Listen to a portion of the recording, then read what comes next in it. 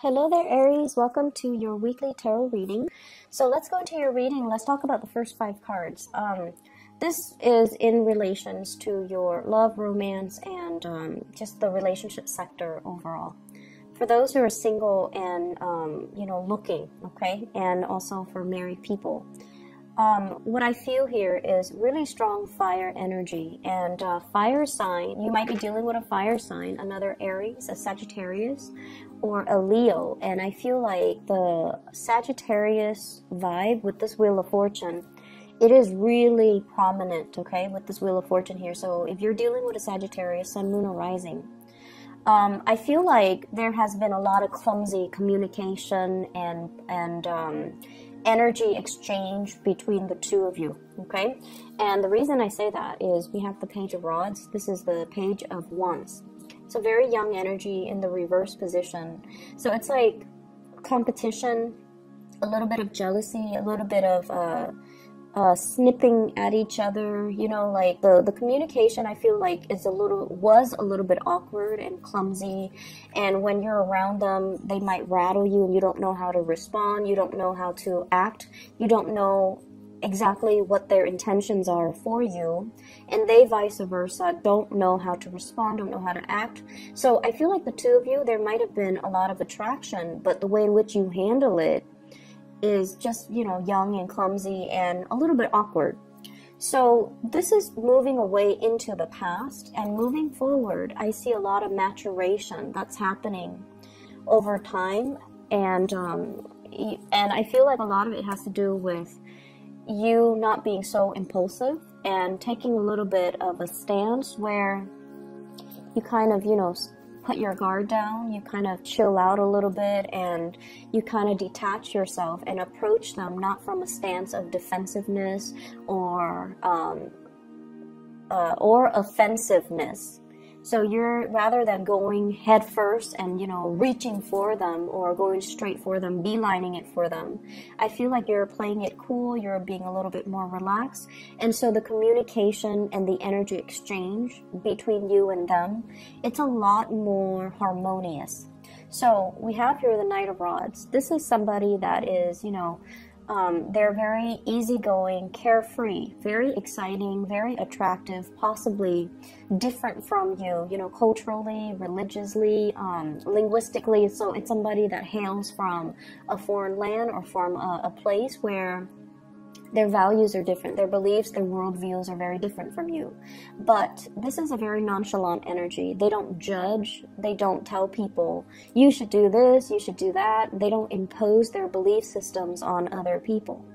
And I feel like if you are dealing with another fire sign, even though, you know, you both are fire, I feel like there might be some cultural differences. So letting the other person kind of be them, while you focusing on what you need to do, rather than preaching, but being a lot more accepting, being a lot more open. That's going to be very crucial for you to get the relationship off the ground, okay?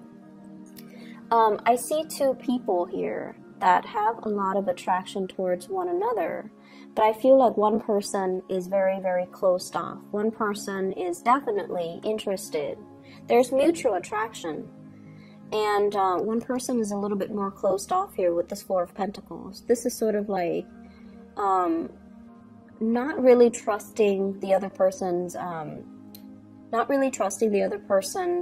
agenda, feeling like the other person might not be completely straightforward, feeling like they have ulterior motives. So I feel almost like, do you like me for my financial resources, or do you really like me for who I am? Okay, I see you questioning that, and I don't see like paranoia, but I feel like you have dealt with a lot of young energy, or you have, you know, gotten involved in relationships in the past where the people were not really great or nice people. And so some of you, because of that, you're kind of holding back, you're kind of more skeptical, and that's fine. But I feel this trepidation here about getting involved with new people because you're also very fearful of commitment. And so you're just like, if I get involved with them, is that really going to detract me from my work, my security, my financial resources? Is it going to also affect, you know, the way in which I spend my free time? So I see somebody clamming up or not ready to open up because of fear of commitment, because of fear that they're going to have to reorganize their life around the relationship partner, and they're not really prepared to do that. I see somebody, a lot of good things are opening up for them. Major financial windfalls. It could be you or your love interest or your partner. Major new opportunities that are coming into the picture for them. So I feel like Sagittarius, strong Aquarius that you're dealing with. So fire signs in general, but strong Sagittarius, strong Aquarius, people that you're dealing with, where the world is opening up for them, where, you know, they're kind of like very elated because of the financial prosperity, because of, at this point in their life, they're healed, they're feeling really good. They're also possibly wanting to be on their own. They're wanting to be single. They're wanting to even play the field. And so if you're getting, you know, this kind of this energy about them clamming up, it's mainly because they're not really sure what to do. There are a lot of changes happening in their lives, and they're not really sure if they're ready to commit. And I do see a very strong commitment phobic type of an energy coming from somebody you're dealing with or from you. I'm also sensing as well, somebody's coming towards you. If you are in a relationship, you're trying to preserve your relationship. So you're just like, I'm going to admire you from afar. I'm going to, you know, look at you and be attracted to you and enjoy this physical attraction that we have, but it's going to be from afar, because I don't want to risk losing all the good things that are happening in my life by dabbling in this affair where I feel like it might not give me that stability. So I feel like many of you are very security oriented for this week, and you might have, you know, really strong attraction between you and another person. And you might as well have to work with them in a work environment. You might feel really, you know, really connected to them.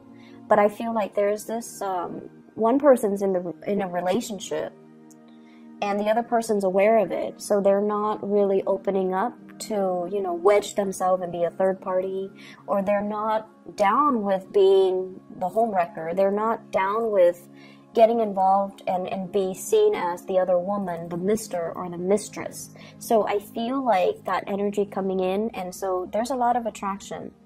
There's a lot of hopefulness for between you and your significant other, or between you and the person that you are crushing on.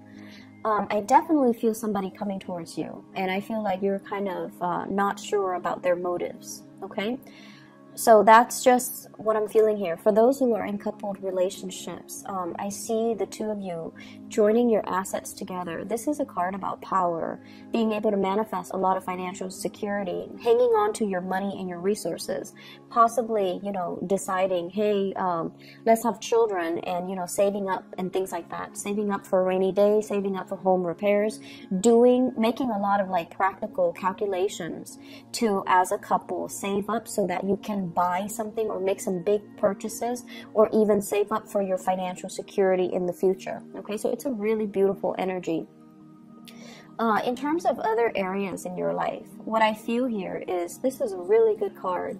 Positive reception, career advancements, having promotions, or dealing with working in an environment where you're kind of like on center stage. You're possibly doing a lot of presentations. You're possibly being sought after because of your ability to be like a consultant, an advisor, or somebody that, you know, generates money on their own because of the skills and the advice and the solid advice that they bring to the table. I see a lot of people doing a lot of presentations, doing a lot of financial consultation as well, and you can even be that financial consultant. So if you're working on a contract or sales basis, I see a big boost in sales and big boost in income.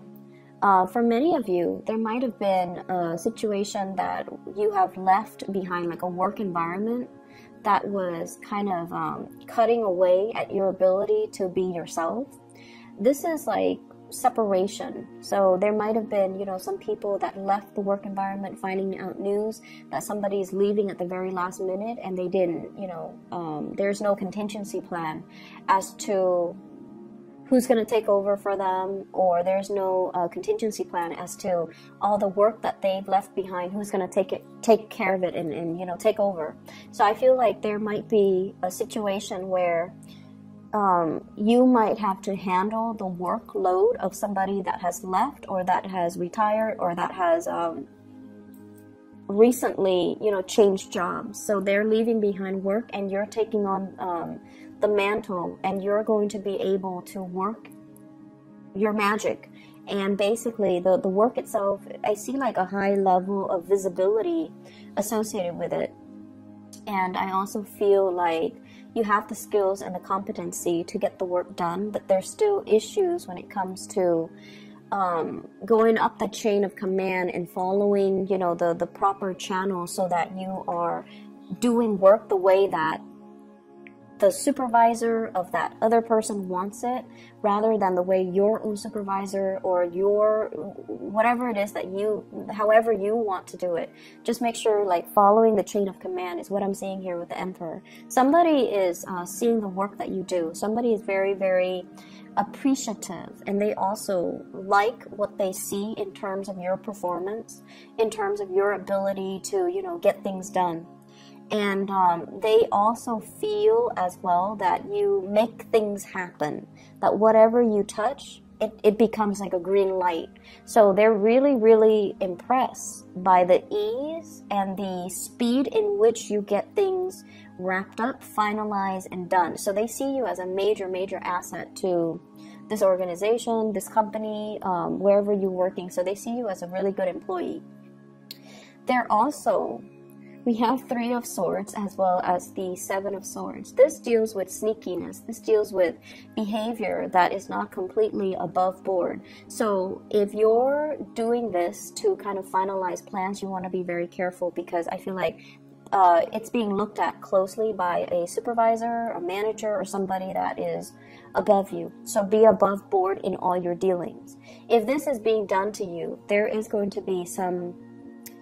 I feel like things are being rectified. So if this is being done to you, if, you know, somebody left and just dumped a bunch of work on you, then I feel like the work is going to get distributed, and then, you know, you're going to be treated fairly, and you're not going to be you're not going to take it lying down, nor will people allow it to happen to you. So you have some strong protection in the work environment, and they're going to help you manage and monitor, or manage the work that you do, and they're going to monitor your progress to make sure that, you know, you're able to achieve, okay? So good energy overall. Be careful about reviewing so much of your plans to coworkers. I'm also sensing, you know, keep your ideas close to your chest. And then I'm also sensing you have like good people, higher ups that you can count on, okay? I'm going to leave it at that, and I'll see you guys next week. Take care.